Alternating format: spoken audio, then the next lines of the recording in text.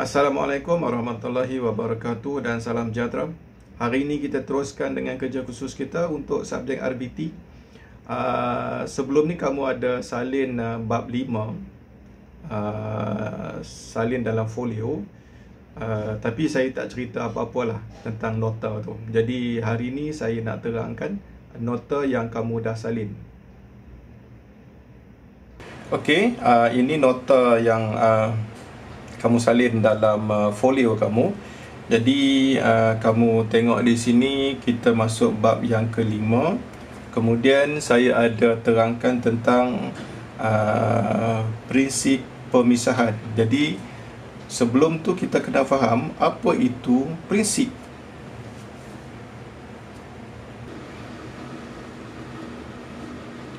Okey, kalau kita tengok dalam kamus bahasa Melayu prinsip.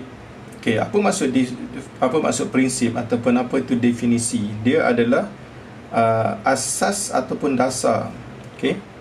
Asas ataupun dasar yang menjadi pokok sesuatu pemikiran, kajian, tindakan, hukum. Okey, contohnya macam ni.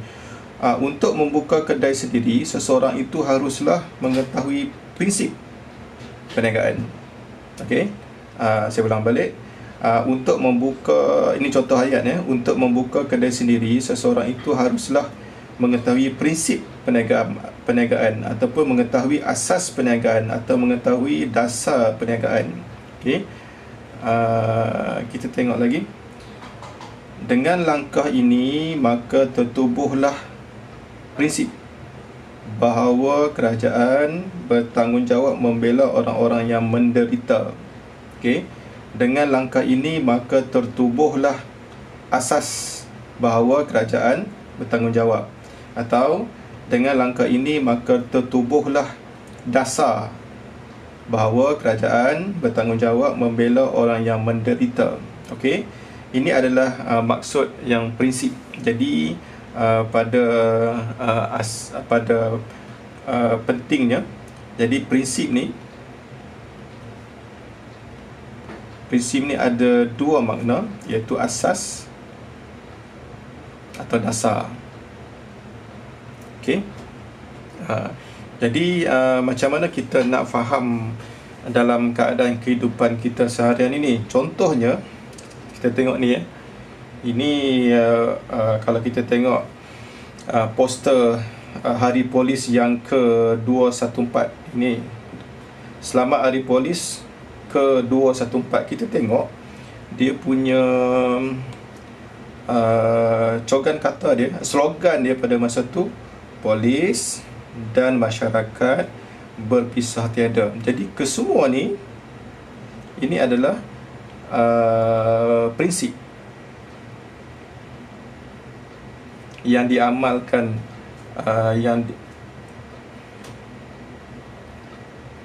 yang diamalkan oleh polis. Okey. Jadi polis dan masyarakat berpisah tiada, ini adalah prinsip yang polis amalkan. Jadi maksudnya bila polis buat kerja, apa-apa pekerjaan, polis membantu masyarakat, masyarakat pula membantu polis dalam menghadapi jenayah, dalam menghadapi apa-apa musibah yang berlaku dalam seharian. Okey.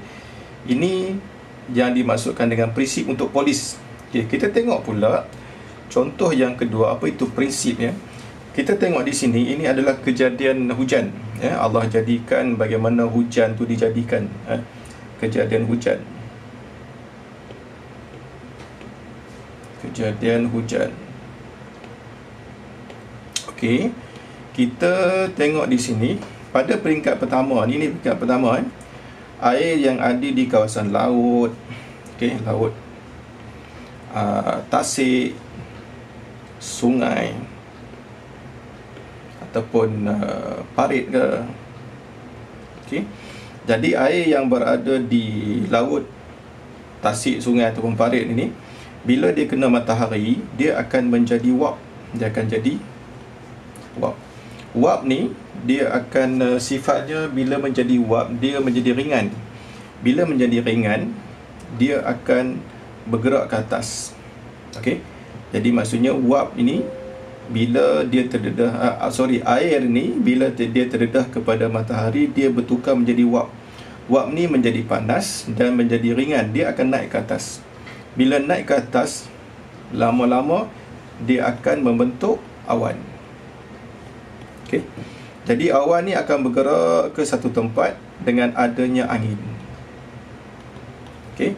Bila sampai satu tempat ni, bila awan itu terlampau banyak dan air dalam tu bila terkandung terlampau banyak, jadi di dalam awan ni ada air.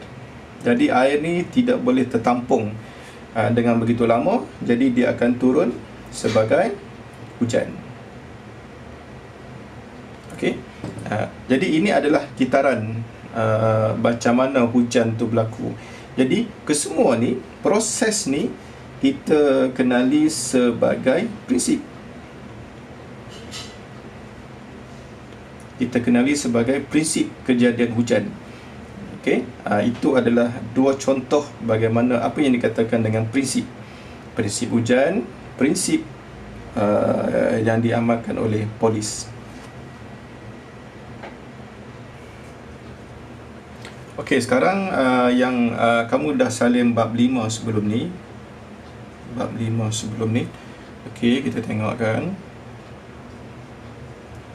Okey, kita tengok kita ada dua situasi. Situasi 1, situasi 2. Okey.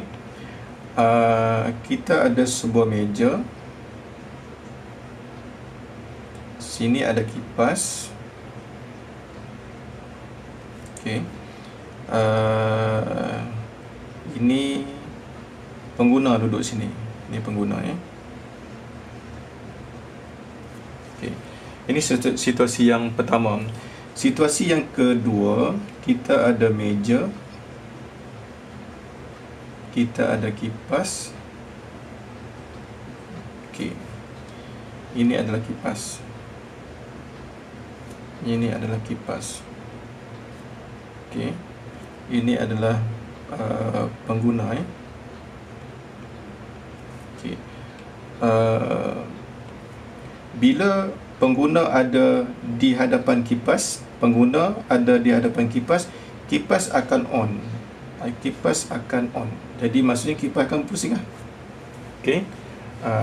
Situasi yang kedua, bila tidak ada pengguna, kipas akan off. Okey. Jadi saya ulang balik. Untuk bab 5 ni dia ada dua situasi. Situasi yang pertama dan situasi yang kedua. Situasi yang pertama, bila ada pengguna di hadapan kipas, kipas akan on. Okey. Kalau situasi yang kedua, bila tidak ada pengguna, kipas akan off secara automatik. Okey. Jadi ayat yang kita boleh buat, kita tengok kalau untuk situasi yang pertama, kipas perlu berfungsi apabila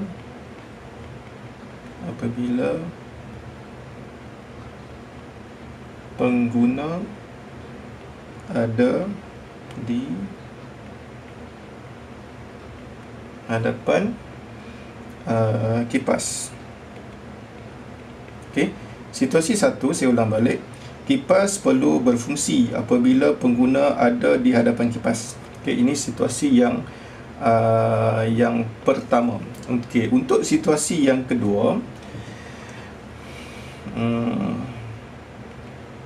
kipas tidak perlu berfungsi. Okey.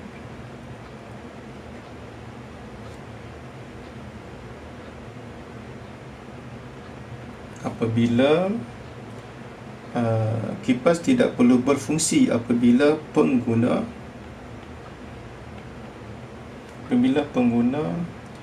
tidak berada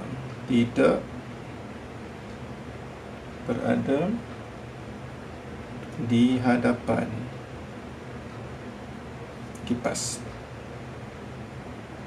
Okey. Apa bezanya? Kita tengok di sini apa beza dia. Okey, situasi 1, kipas perlu berfungsi. Okey, perlu berfungsi. Kipas perlu berfungsi apabila pengguna ada di hadapan kipas. Untuk situasi kedua, kipas tidak perlu berfungsi. Tidak perlu berfungsi apabila pengguna tidak berada di hadapan kipas. Okey.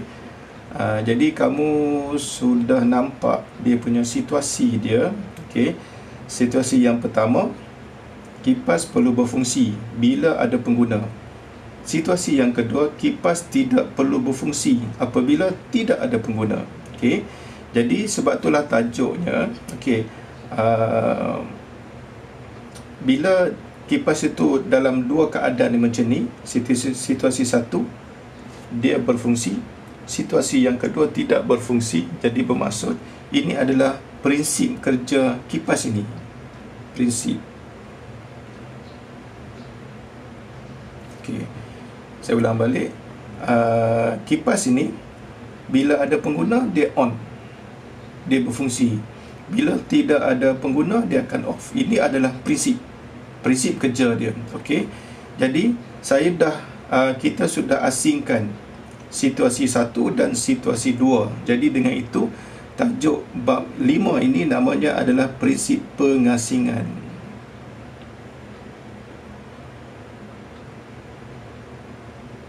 Okey.